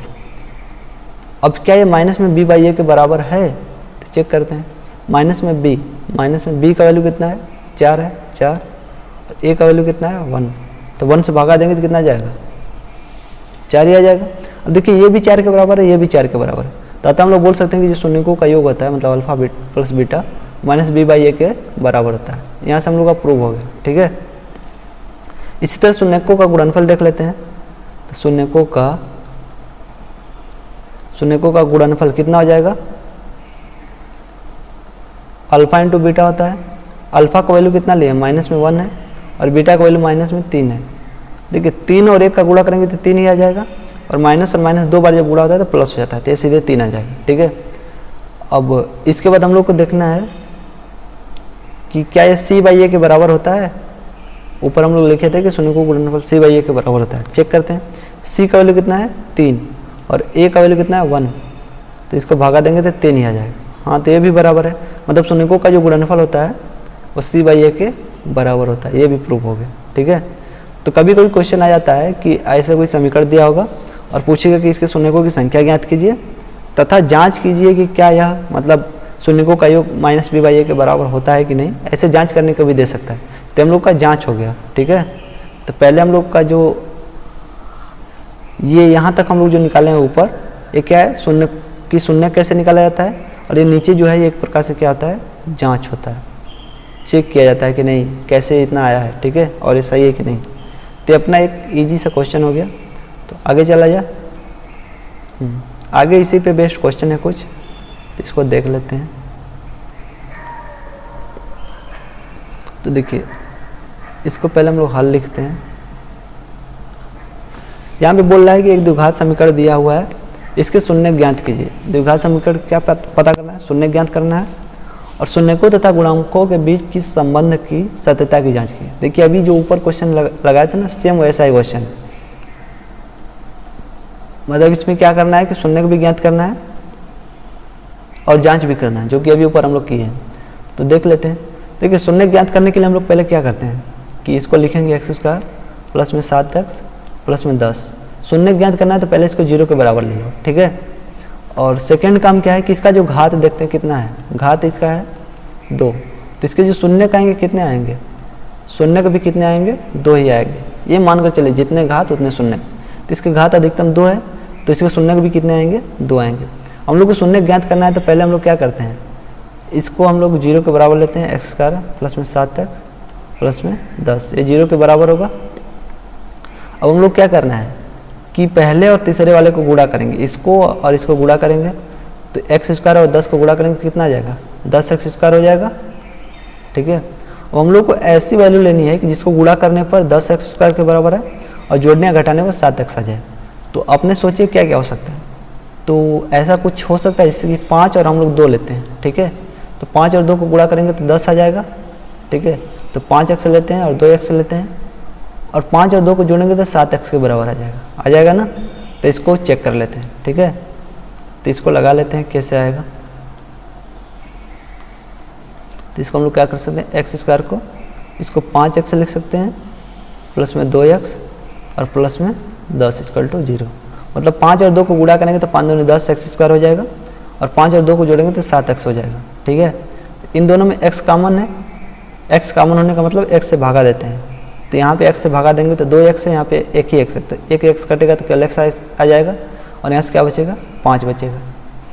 अब देखिए इन दोनों में क्या कॉमन है, 2 से यहाँ पे भी भागा जाएगा, 2 से यहाँ पे भी भागा जाएगा, तो 2 कॉमन हो सकता है, तो इसको भागा देंगे तो केवल x बचेगा और ये 2 5 10 इक्वल टू क्या आ जाएगा, 0। अब देखिए दोनों में ये सेम है, तो अब इन दोनों को कॉमन ले लेते हैं, तो x प्लस 5 कॉमन लेंगे तो यहाँ से केवल x बचेगा और यहाँ से केवल 2 बचेगा, इक्वल टू क्या आ जाएगा, 0। अब इसके बाद हम लोग क्या कंसेप्ट पढ़े थे कि इन दोनों को 0 के बराबर करेंगे, तो x प्लस 5 को 0 के बराबर करेंगे तो x का वैल्यू कितना आ जाएगा, माइनस में 5 आ जाएगा, और x प्लस 2 को 0 के बराबर करेंगे तो x का वैल्यू कितना के बराबर आ जाएगा, माइनस में 2। पक्षांतर करते हैं तो चिन्ह चेंज हो जाता है। तो अतः हम लोग जो शून्य का है क्या क्या है, शून्य जो है वो माइनस में 2 है और माइनस में क्या है, 5 है। ठीक है, तो हम लोग के 2 शून्य का आ गया, -2 और -5। तो ऊपर हम लोग यही देखे थे कि जितने घात उतने शून्य, तो घात 2 है तो शून्य के भी कितने आएंगे, 2 आएंगे।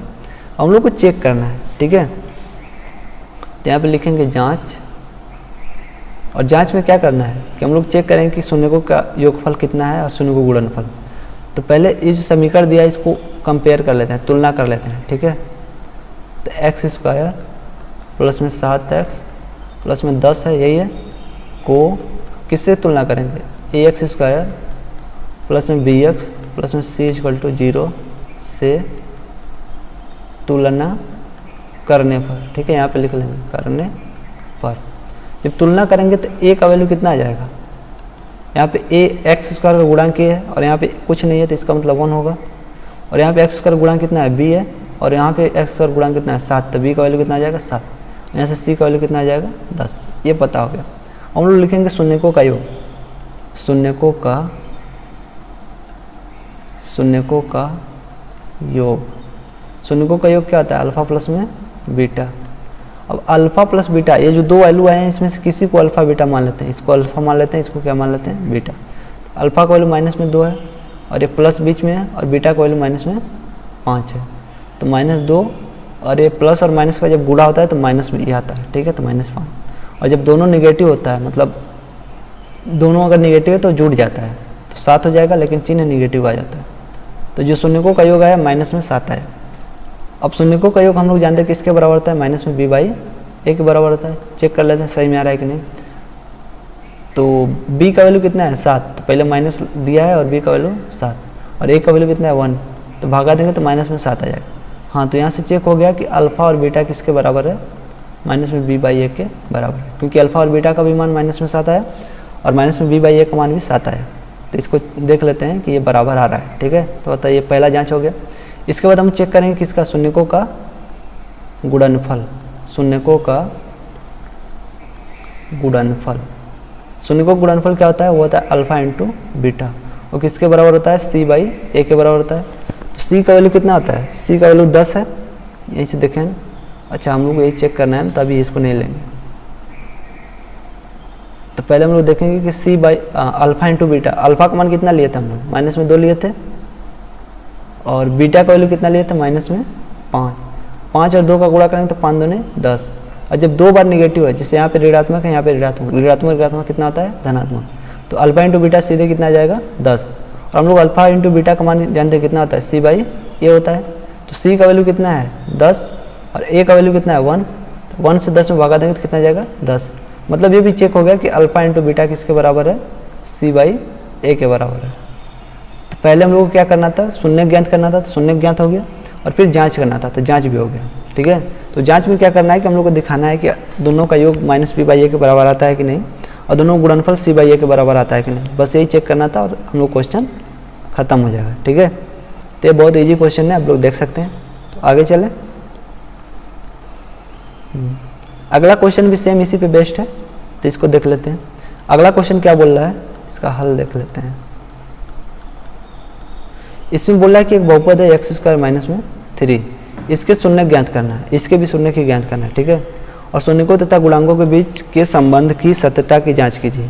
तो इसके भी शून्य ज्ञात करना है और फिर संबंध की सत्यता की जांच करनी है। तो शून्य ज्ञात करने के लिए पहले इसको हम लोग 0 के बराबर लेते हैं। इसका चूंकि अधिकतम घात कितना है, अधिकतम घात 2 है, तो इसके शून्य के भी कितने आ जाएंगे, इसके शून्य के भी 2 आ जाएंगे। ठीक है, अब इस क्वेश्चन को सॉल्व करने का 2 तरीका है। एक तो फार्मूला से चाहिए, फार्मूला क्या बोलता है, ये फार्मूला बहुत इंपॉर्टेंट है, लिख लीजिएगा। फार्मूला बोलता है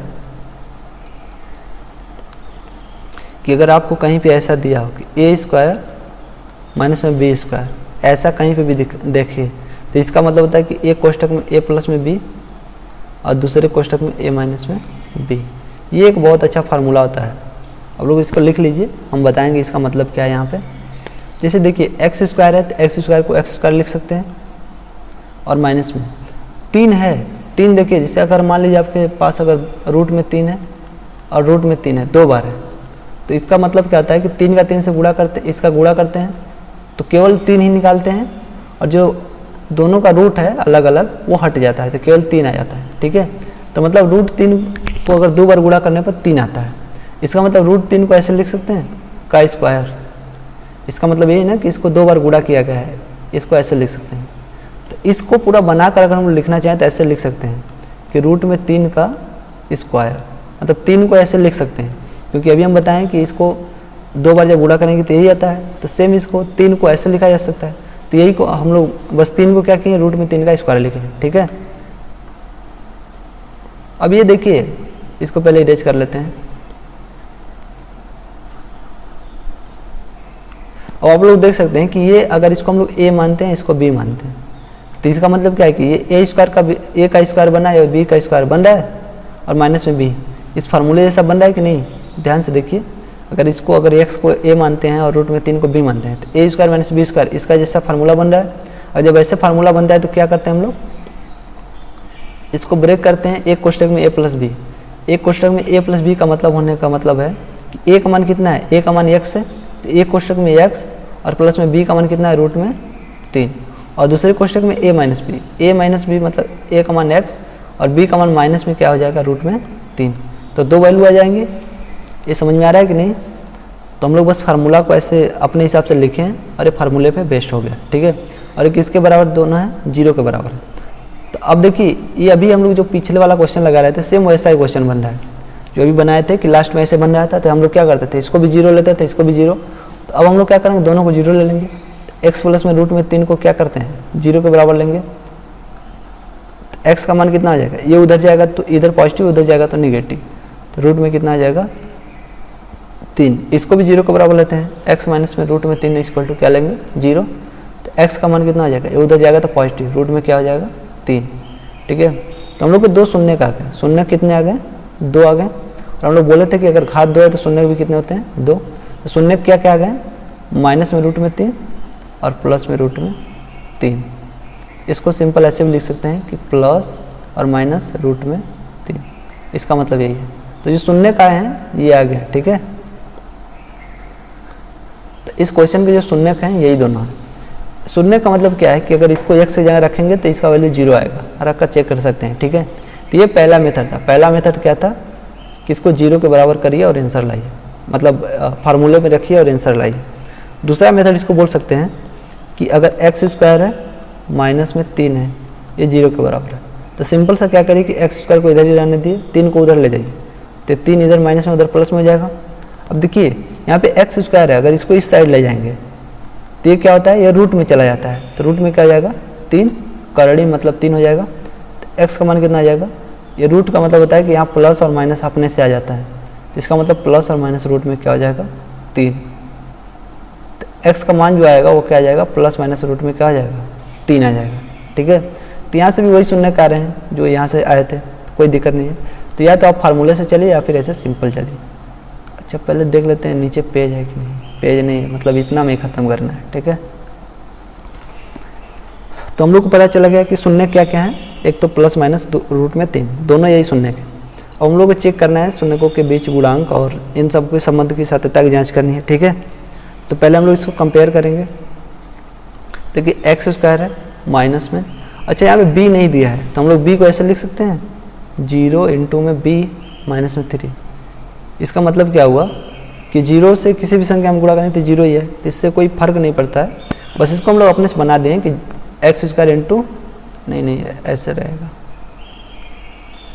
b नहीं रहेगा, 0 इंटू एक्स रहेगा ऐसे। ठीक है, तो मतलब गुणा करेंगे तो 0 ही आएगा, तो इसका कोई मतलब नहीं है, बस ये समझने के लिए बनाया गया है, क्योंकि हम लोग कंपेयर करना है किससे, इतना को हम लोग किससे तुलना करेंगे,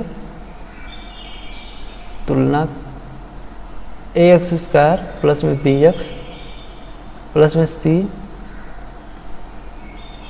लिखेंगे कि इतना को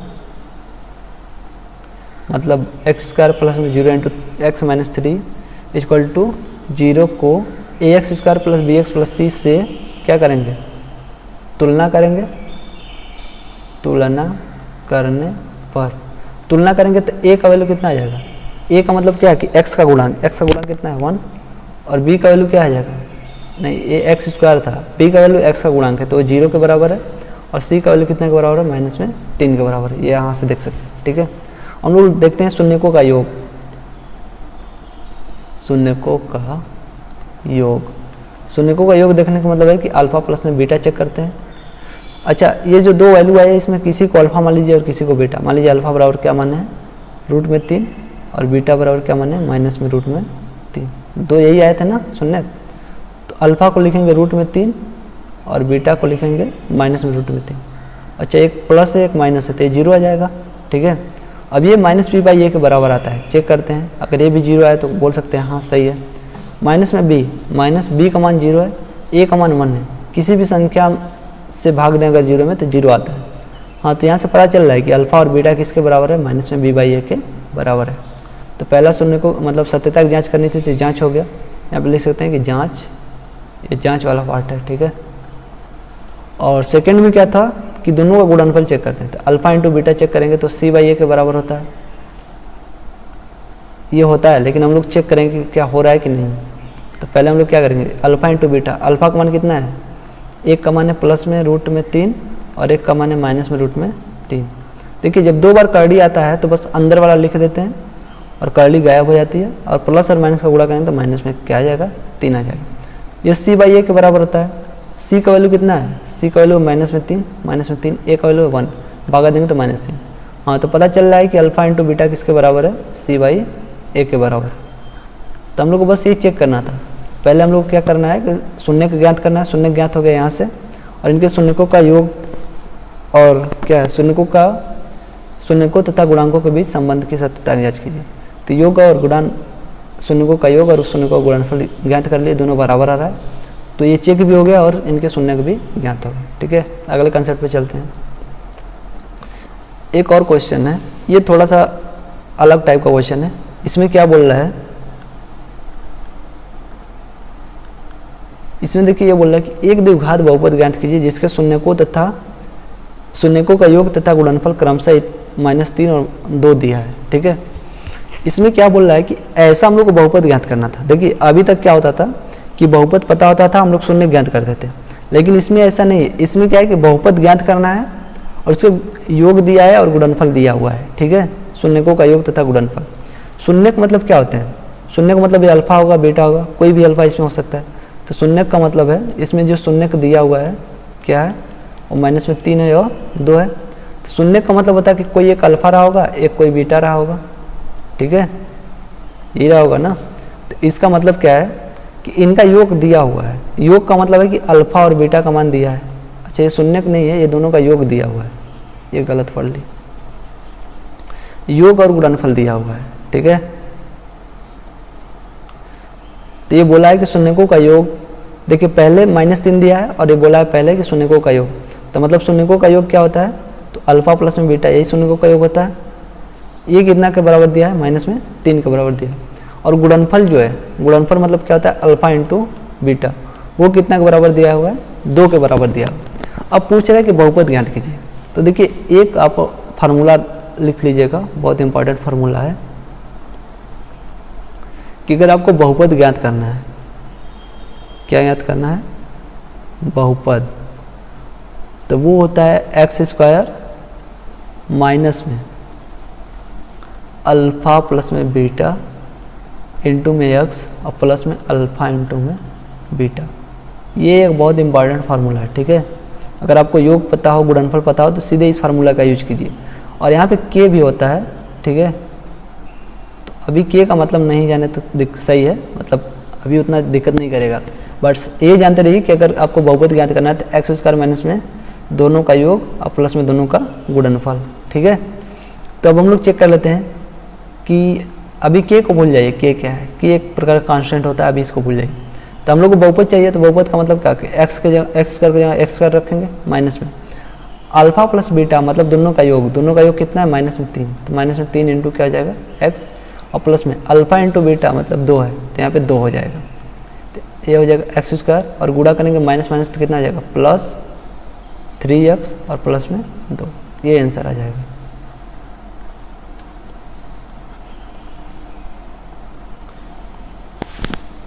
तो हम लोग क्या पता करना था कि एक द्विघात बहुपद ज्ञात कीजिए जिसके शून्यकों का योग पता है, गुणनफल पता है।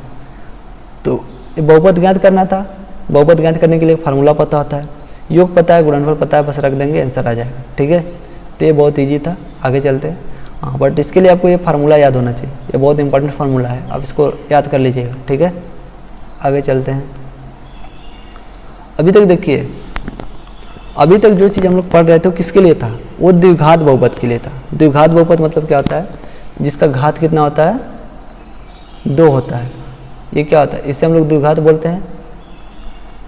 लेकिन अब जो हम लोग पढ़ने वाले हैं उसका घात 3 होगा। 3 होने का मतलब वो क्या हो जाएगा, त्रिघात हो जाएगा, ठीक है। तो हम लोग बहुपद कितने टाइप का पढ़े, 3 टाइप का, एक होता है रैखिक बहुपद, एक द्विघात बहुपद, एक त्रिघात बहुपद। रैखिक बहुपद में क्या होता है कि घात कितने के बराबर होता है, 1 के बराबर होता है। ये किसके अंतर्गत आता है, वो रैखिक बहुपद आता है, ठीक है। तो घात 1 के बराबर होता है रैखिक, घात 2 के बराबर होता है द्विघात, घात 3 के बराबर तो क्या आता है, त्रिघात। अब देखिए जब रैखिक होता है तो उसमें घात कितना होता है, 1 होता है, तो उसके शून्यक भी कितने होंगे, शून्यकों की संख्या भी 1 होगी। द्विघात होता है तो उसमें घात कितने होते हैं, 2 होते हैं, तो उसके शून्यकों की संख्या भी कितनी होती है, 2 होती है। लेकिन जब त्रिघात बहुपद पढ़ेंगे तो इसमें घात कितने होते हैं, 3 होते हैं, तो इसलिए इसके शून्यकों की संख्या भी कितनी हो जाएगी, 3 हो जाएगी। तो यहाँ से देख सकते हैं इसके शून्य कितने होते हैं, तो इसके जो हम लोग शून्य मानते हैं त्रिघात के 3 मानते हैं, एक अल्फा होता है, एक बीटा, इसको गामा बोलते हैं, वाई जैसा होता है, ठीक है। तो ये त्रिघात होता है। अभी देखिए बहुपद में जैसे हम लोग क्या पढ़े थे, शून्यकों का योग पढ़े थे, तो इसमें भी शून्यकों का योग, शून्यकों का गुणनफल ऐसे से पढ़ेंगे। जो शून्यकों का योग होता है -b/a के बराबर होता है, और अलग अलग तीनों को गुणा करेंगे तो c/a के बराबर होता है, और तीनों का गुणनफल जो होता है -d/a के बराबर होता है, ठीक है। तो इसमें भी वैसे क्वेश्चन पूछा जा सकता है कि मतलब त्रिघात बहुपद है, उसका शून्य ज्ञात कीजिए, और चेक भी करना हो सकता है कि अगर सही है कि नहीं। तो देख लेते हैं इस पे क्वेश्चन, तो इस पे शायद कुछ क्वेश्चन है, हाँ क्वेश्चन है। इसे यहाँ पे पहला क्वेश्चन है, बोल रहा है जांच कीजिए कि त्रिघात बहुपद, एक त्रिघात बहुपद दिया हुआ है। अच्छा, त्रिघात को पहचानने का तरीका क्या है कि सबसे बड़ी घात देख लीजिए, सबसे बड़ी घात यहाँ पे कितनी है, 3 है, तो इसका मतलब ये क्या है, त्रिघात बहुपद है। तो बोल रहा है कि जांच कीजिए कि त्रिघात बहुपद, एक त्रिघात बहुपद दिया हुआ है के शून्यक 3 -1 और -1/3 है। मतलब एक बहुपद दिया हुआ है और इसको चेक करना है कि ये जो तीनों दिए हुए हैं 3 -1 और -1/3 ये इसके शून्यक हैं कि नहीं है, और इसके पश्चात इसके शून्यकों तथा गुणांकों के बीच के संबंध की सत्यता की जांच कीजिए। मतलब जो अभी फार्मूला ऊपर पढ़े हैं, ये क्यों आ गया, अभी जो ये फार्मूला पढ़े हैं ना, ये इसको जांच करना होगा, ठीक है।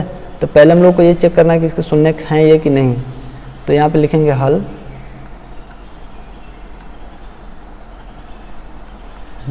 तो यहाँ पे हम लोग हल लिखते हैं। तो पहले हम लोग को जो त्रिघात बहुपद दिया वो क्या है, 3x³ माइनस में 5x² माइनस में 11x माइनस में 3। अब इसको चेक करना है कि क्या ये इतने गुणनफल मतलब शून्यक हैं कि नहीं।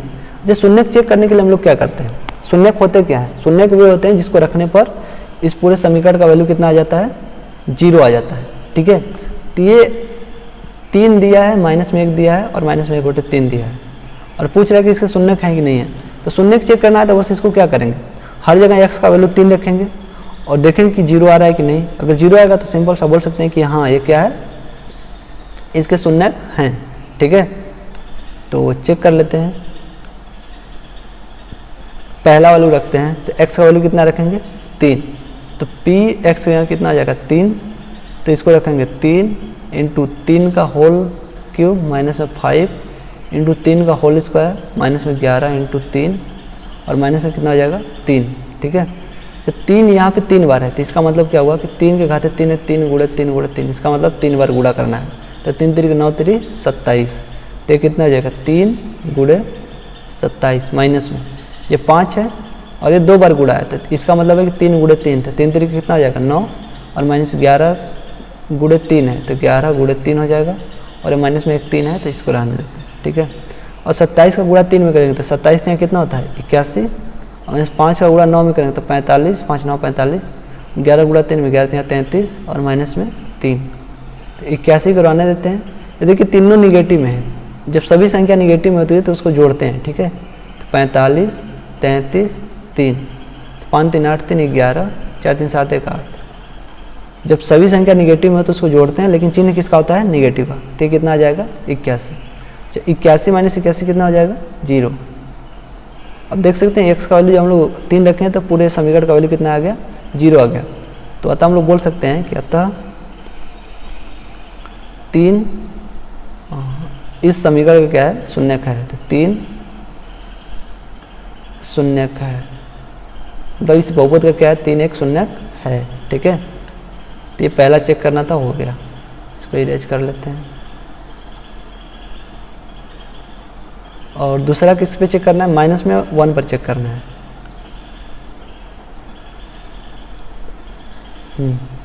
तो दूसरा जो हम लोग का है, पहले समीकरण लिख लेते हैं। तो p ऑफ x इसको लोग कितना दिया 3x³ माइनस में 5x² माइनस में 11x और माइनस में 3 है और ये माइनस में कितना है 3 है।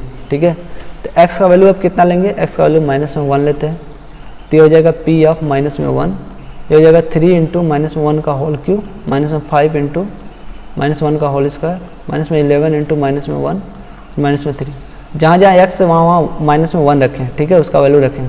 अच्छा 3 है, माइनस में 1 के घाते 3 है, इसका मतलब समझिए कि इसका मतलब है कि माइनस 1 का 3 बार गुणा, तो माइनस 1 गुणे माइनस 1 गुणे माइनस 1।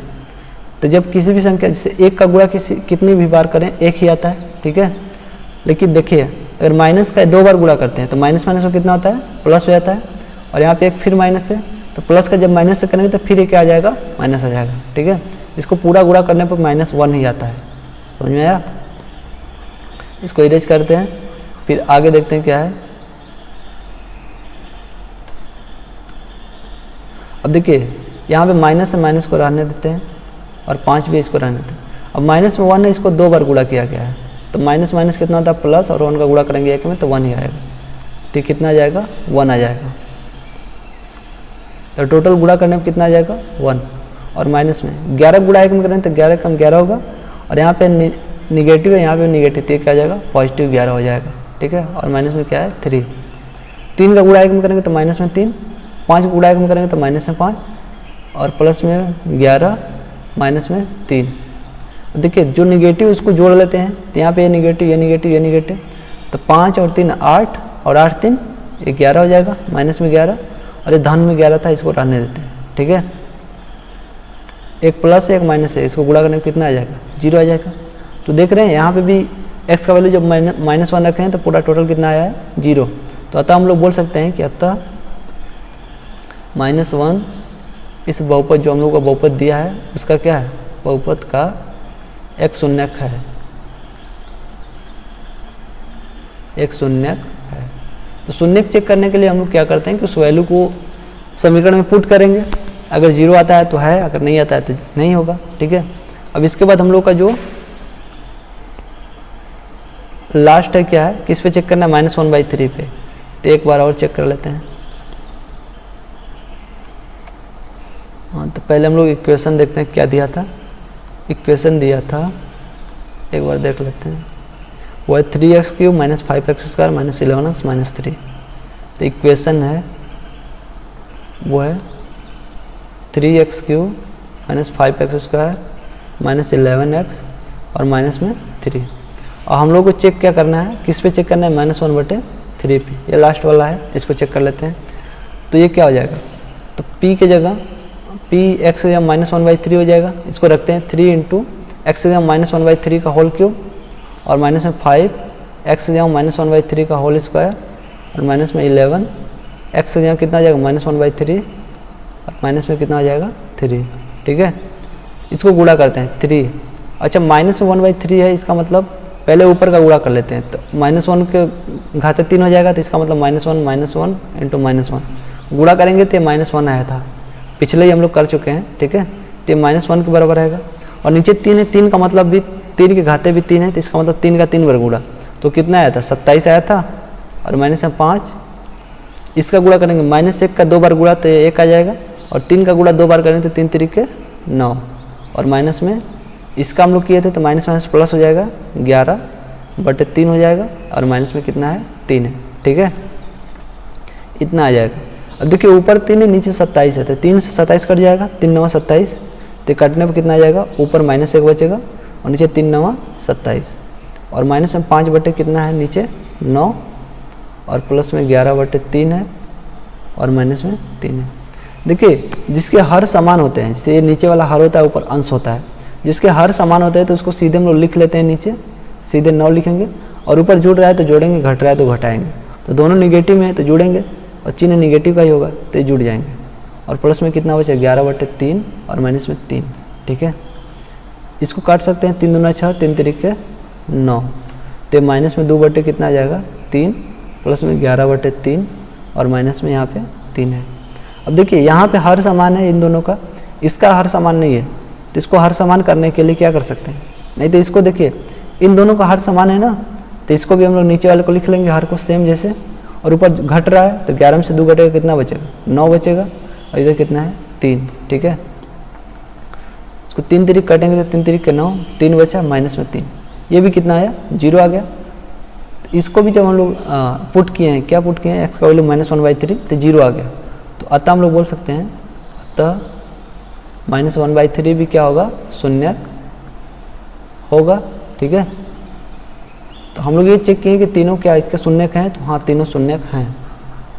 अब हम लोग को आगे इसमें और भी चेक करना था, क्या चेक करना था, देखते हैं। इसी संख्या में हम लोग को क्या चेक करना है कि इसके पश्चात शून्यकों तथा गुणांकों के बीच के संबंध की सत्यता की जांच कीजिए। ठीक है, और शून्यकों तथा गुणांकों के बीच संबंध क्या क्या थे, यही तीनों थे, यही तीनों है ना। तो इसको पहले हम लोग समझ लेते हैं। पहला क्या है कि alpha plus beta plus gamma -b/a के बराबर है। अल्फा बीटा, बीटा गामा और गामा अल्फा जो है c/a के बराबर है, और alpha into beta into gamma जो है -d/a के बराबर है। तो यहाँ पे हम लोग को यही चेक करना है। तो हम लोग लिखेंगे जांच, इसका कलर चेंज कर लेते हैं। तो यहाँ पे हम लोग क्या करना है, जांच करना है। तो पहला हम लोग जांच किसके लिए करेंगे, alpha plus beta plus gamma, ये किसके बराबर होता है, -b/a के बराबर होता है। इसको चेक करते हैं। अच्छा, पहले इसको कंपेयर करेंगे। ठीक है, अब इसको कंपेयर किससे करते हैं, तो यहाँ पे आप लोग लिख लीजिएगा कि जो त्रिघात बहुपद होता है, जैसे द्विघात के लिए चेक कर देते ना कि ax² + bx + c से कंपेयर करते थे, तुलना कर देते, तो इसी तरह त्रिघात को अगर कंपेयर करना है तो ax³ होता है, प्लस में bx² प्लस में cx प्लस में d, इससे हम लोग तुलना करते हैं। ठीक है, अगर त्रिघात बहुपद को अगर तुलना करना है तो इससे करते हैं। तो यहाँ पे हम लोग इसको पहले तुलना करेंगे और ये समीकरण यही है। तो समीकरण क्या है, तो लिखेंगे 3x³ माइनस में 5x² माइनस 11x माइनस 3 को ax³ प्लस bx² प्लस में cx प्लस में d से तुलना करने पर, ठीक है, तुलना करने पर। तो ये जो दिया है समीकरण, इसको इससे तुलना करेंगे तो a का मान कितना आ जाएगा, a का मान 3 आ जाएगा, क्योंकि x³ का गुणांक देखेंगे तो 3 है। इसी तरह b का मान कितना आ जाएगा, और माइनस में 5, c का मान कितना आ जाएगा, माइनस में 11, और d का मान कितना आ जाएगा, माइनस में 3। अब हम लोग को चेक करना है कि इनका योग गुणनफल ये सब चेक करना है, ठीक है। तो ये वाला पहले चेक करेंगे। पहला क्या है कि इनका योग, तो अल्फ़ा प्लस बीटा प्लस में गामा। अब अल्फ़ा बीटा गामा क्या क्या होते हैं, तो जो शून्य को इसमें आए थे ना, ये 3 हम लोग के शून्य थे, माइनस में 3 था, माइनस में 1, माइनस में 1/3। तो इसमें मान लेते हैं ये अल्फ़ा है, ये बीटा है, ये गामा है। अब किसी को भी अल्फ़ा बीटा गामा मान सकते हैं, सेम ही आंसर आएगा, ठीक है। तो चेक करते हैं, अल्फ़ा का मान कितना है, माइनस में 3, बीटा का मान कितना है, माइनस में 1, और गामा का मान कितना है, माइनस 1/3, ठीक है। इसका गुणा कर लेते हैं तो -3 हो जाएगा, और प्लस और माइनस का गुणा करें तो माइनस में 1, और ये माइनस में 1 क्या हो जाएगा, 3 हो जाएगा, ठीक है। अब देखिए 3 और 1 कितना आ जाएगा, माइनस में 4 होगा, और माइनस में 1/3 हो जाएगा, ठीक है। अब इसके दो तरीके, या तो लसा लेकर सॉल्व कीजिए, या फिर सीधे क्या करिए, तिर्यक मल्टीप्लाई कीजिए। तो 3 का गुणा 4 में करेंगे तो माइनस में 12 हो जाएगा, और माइनस 1 है, और नीचे कितना आ जाएगा, 3। तो कितना आ जाएगा, 12 1 13, माइनस 13/3। तो alpha plus beta plus gamma का मान कितना आ गया, माइनस में 13/3 के बराबर आया है, ठीक है। तो अब हम लोग जानते हैं कि alpha plus beta plus gamma जो होता है माइनस b/a के बराबर होता है। तो ये माइनस b/a के बराबर होता है। तो b का मान कितना आया था, b का मान कितना आया था, अच्छा ये कुछ गड़बड़ हुआ है क्या, अल्फ़ा बीटा गामा, हाँ ये प्लस है, ये थोड़ा सा गड़बड़ हुआ है, ये केवल प्लस लिया गया था ना, चेक करते हैं ऊपर, हाँ ये प्लस था, हम माइनस लिए हैं। तो यहाँ पे ये प्लस रहेगा, ये प्लस है तो हाँ ये भी प्लस आना चाहिए, यहाँ पे प्लस आना चाहिए, यहाँ पे प्लस, तो ये चेंज हो जाएगा वैल्यू। तो देखिए 3 में से 1 घटेगा, 2 यहाँ पे बचेगा, तो 2 माइनस 1/3, तिर्यक गुणा करेंगे तो 3 दूना 6, यहाँ पे 6 आ जाएगा, 6 माइनस 1, तो ये घटाने को कुछ और आ जाएगा, तो 3 दूना 6 माइनस 1 हो जाएगा, और ये आ जाएगा अपना 5/3, ठीक है। अब चेक करते हैं क्या ये माइनस b/a के बराबर है, अगर होगा तो इसका मतलब हाँ सत्यता की जाँच हो गई। तो b का वैल्यू कितना है, माइनस में 5, तो पहले से माइनस दिया है, और b का वैल्यू भी माइनस में है 5, और a का वैल्यू कितना है 3, ठीक है। माइनस माइनस गुणा करेंगे तो प्लस हो जाएगा, तो 5 कितना आ जाएगा, 3 आ जाएगा। तो देखिए यहाँ से पता चल रहा है कि alpha plus beta plus gamma किसके बराबर आ रहा है, माइनस b/a के बराबर आ रहा है। तो हम लोग को सत्यता की जांच करनी थी, तो सत्यता की जांच भी होगी, यही चेक करना था ना कि बराबर होंगे कि नहीं, तो हो गए। अब दूसरा इस तरह क्या होता था, दूसरा होता था कि alpha into beta plus beta into gamma plus gamma into alpha. इनको लीजिए और चेक करके बताइए, ठीक है। तो इसके लिए हम लोग क्या करते हैं कि alpha beta beta gamma gamma alpha तीनों का मान लेते हैं। अल्फ़ा का मान कितना है 3 इंटू बीटा का मान -1, प्लस में बीटा का मान -1, और गामा का मान कितना है -1/3, और प्लस में गामा का मान कितना है -1/3, और अल्फ़ा का मान कितना है वो है 3। और चेक करते हैं कि क्या बराबर आता है कि नहीं। 3 का गुणा 1 में करेंगे तो -3, और ये गुणा करेंगे तो ये प्लस में 1/3 हो जाएगा, माइनस में गुणा करेंगे प्लस 1/3, और 3 से 3 कटेगा तो कितना आ जाएगा, माइनस में 1 आ जाएगा, ठीक है। तो ये कितना आ गया, -3 प्लस 1/3 माइनस में 1, तो 3 1 माइनस में, ये भी माइनस में, तो दोनों को जोड़ देंगे तो -4 आ जाएगा, प्लस 1/3 यही आएगा ना। और 3 का गुणा 4 में करते हैं तो 3 × 4 = 12, 12 में से 1 घटेगा कितना आएगा 11, तो माइनस में 11 बटे कितना आ जाएगा 3। तो alpha plus beta plus gamma alpha है कितना के बराबर आया है, ये आया माइनस में 11 बटे 3। और ये किसके बराबर होता है, ये होता है सी बाई ए के बराबर। तो सी का वैल्यू कितना है, सी का वैल्यू माइनस में 11, तो माइनस में 11, ए का वैल्यू कितना है 3। हाँ, तो यहाँ से ये पता चल रहा है कि अल्फ़ा बीटा प्लस में बीटा गामा प्लस में गामा अल्फ़ा ये किसके बराबर आ रहा है, सी बाई ए के बराबर आ रहा है। तो यही चेक करना था ना, तो ये भी चेक हो गया, ठीक है। और लास्ट जो है हम लोग का क्या है कि अगर तीनों का मल्टीप्लाई करते हैं alpha into beta into gamma, तो वो देखते हैं इसके बराबर आता है कि नहीं। तो तीनों को मल्टीप्लाई करेंगे तो क्या है, 3 है और -1 है और -1/3 है। ये 3 से 3 कटेगा, 1 का 1 में गुणा करेंगे तो 1 कम 1 और माइनस प्लस हो जाएगा। तो alpha into beta into gamma 1 के बराबर आया। और ये किसके बराबर होता है, ये -d/a के बराबर होता है। चेक करते हैं आ रहा है कि नहीं। d का वैल्यू कितना है, d का वैल्यू -3 है, ये माइनस में पहले से दिया है, -3 हो जाएगा। और बटे a का वैल्यू भी 3 है, तो ये माइनस प्लस हो जाएगा, 3 से 3 कटेगा कितना आएगा 1 आ जाएगा, ठीक है। तो यहाँ से पता चल रहा है कि alpha into beta into gamma किसके बराबर है, माइनस में d/a के बराबर है। तो अगर ये माइनस में d/a के बराबर है तब हम लोग बोल सकते हैं कि इसकी भी सत्यता की जांच हो गई। तो हम लोग को क्या करना था, शून्य ज्ञात करना था, फिर सत्यता की जांच करनी थी। तो पहले शून्य ज्ञात की भी सत्यता की जांच कीजिए, कर लिए, ठीक है। तो अपना क्या जाएगा, सलूशन हो जाएगा, ठीक है। तो अपने अगले क्वेश्चन पे बढ़ते हैं। अगला जो है इस चैप्टर का लास्ट कंसेप्ट है, वो क्या बोल रहा है, बहुपदों के लिए विभाजन एल्गोरिदम।